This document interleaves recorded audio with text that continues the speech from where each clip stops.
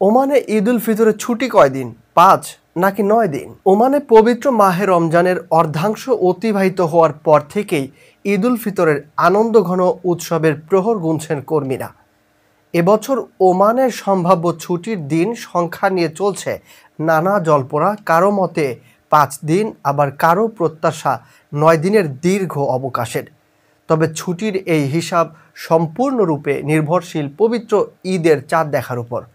Oman এবং Saudi আরবের জ্যোতির্বিদগণ ইতিমধ্যেই ২৯ রমজান পূর্ণ হওয়ার পরেই ঈদের চাঁদ দৃশ্যমান হওয়ার সম্ভাবনার কথা জানিয়েছেন। এই পূর্বাভাস কর্মীদের মধ্যে ছুটির আনন্দ আরও বাড়িয়ে দিয়েছে।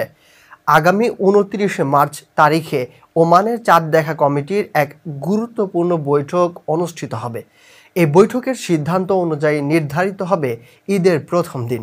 যদি ২৯ মার্চ সন্ধ্যায় চাঁদ দেখা যায়, তবে ওমানে ঈদের ছুটি শুরু হবে ৩০ মার্চ শনিবার থেকে এবং তা চলবে ১ এপ্রিল মঙ্গলবার পর্যন্ত।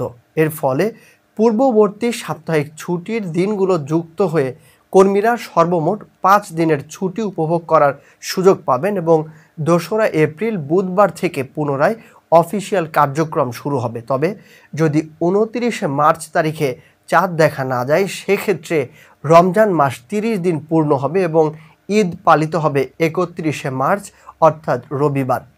এই পরিস্থিতিতে ঈদের ছুটি পূর্বের ন্যায় একই তারিখে শুরু হয়ে ২রা এপ্রিল বুধবার পর্যন্ত বহাল থাকবে। এখানেই শেষ নয়, কর্মীদের জন্য আরও একটি সুখবর অপেক্ষা করছে।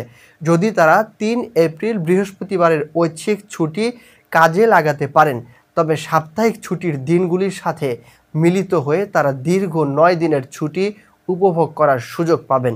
এই সম্ভাব্য বর্ধিত ছুটির সময়কাল সম্পর্কে ওমান সরকার পরবর্তীতে আনুষ্ঠানিকভাবে ঘোষণা করবে বলে আশা করা যাচ্ছে। ঈদ কবে হবে এবং ছুটির মেয়াদ কতদিন হবে তা জানতে ওমানের জনগণ এখন ২৯ মার্চের চাঁদ দেখা কমিটির সিদ্ধান্তের দিকে উৎসুক দৃষ্টিতে তাকিয়ে আছে। ওমানে বাংলাদেশি প্রবাসীদের জন্য ভিসার বিশেষ সুযোগ। ওমানে বসবাসরত প্রবাসী বাংলাদেশি ভাই বোনদের জন্য বাংলাদেশ দূতাবাস এক বিশেষ উদ্যোগ গ্রহণ করেছে। দূতাবাসের পক্ষ থেকে বলা হয়েছে, শনিবার ১৫ মার্চ ২০২৫ তারিখে শুধুমাত্র একদিনের জন্য ভিসা ও পাসপোর্ট সংক্রান্ত জরুরি সেবা প্রদান করা হয়েছে। দূতাবাস সূত্রে জানা গেছে, এই বিশেষ সেবা প্রদানের মূল লক্ষ্য হল প্রবাসী বাংলাদেশিদের ভিসার আবেদন ও পাসপোর্ট সংক্রান্ত জটিলতা দ্রুত নিরসন করা এবং প্রয়োজনীয় সহায়তা প্রদান করা। সেবার প্রধান আকর্ষণ ই পাসপোর্ট অর্থাৎ ইপিপি ও মেশিন রিডেবল পাসপোর্ট এমআরপি বিতরণ। যারা ইতিমধ্যে ই পাসপোর্ট অথবা মেশিন রিডেবল পাসপোর্টের জন্য আবেদন করেছেন, তারা সরাসরি দূতাবাস থেকে তাদের পাসপোর্ট সংগ্রহ করতে পারবেন। ভিসা সংক্রান্ত তথ্য ও প্রয়োজনীয় দিক নির্দেশনা।